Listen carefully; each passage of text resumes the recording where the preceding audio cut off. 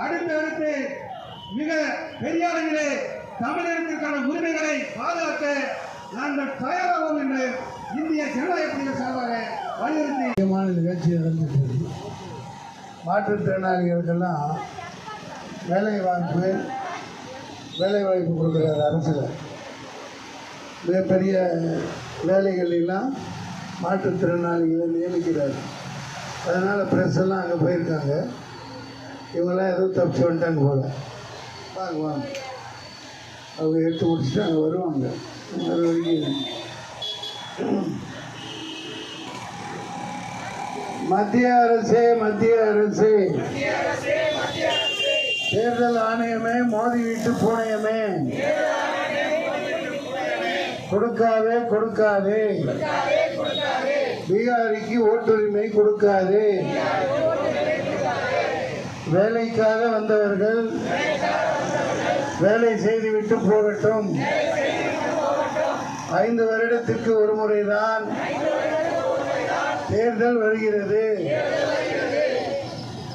தேர்தல் வரும்போது அவர்களை அனுமார் சிரஞ்சீவி மலையை தூக்கி கொண்டு போனது போன்று கொண்டு போய் அங்கே ஓட்டு போட வைத்து திருப்பி இங்கே கொண்டு வந்து விட்டுவிடுங்கள்.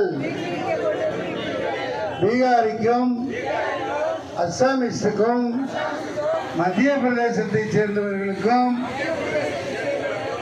வேற்று வடமாநில தொழிலாளிகள் யாவருக்கும் தமிழ்நாட்டின் அரசியல் அதிகாரத்தை தீர்மானிக்கிற உரிமையை எவங்க அப்ப 7.5 கோடி வந்தாலும் விடமாட்டோம். போராட்டம் வெடிக்கும். ஜல்லிக்கட்டு போராட்டத்தை போன்று தமிழ்நாட்டில் மட்டுமல்ல இந்தியா முழுமைக்கும் இந்த நடுவண் அரசின் கொடூர மக்கள் வதைப்பை எதிர்த்து நாங்கள் போராடுவோம்.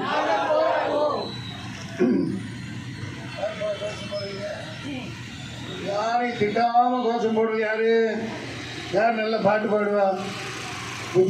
விஜயா பாட்டு பாடுவீங்களா? கட்சியின் வயோதிக மகளிர் அணி செயலர் இளைஞர்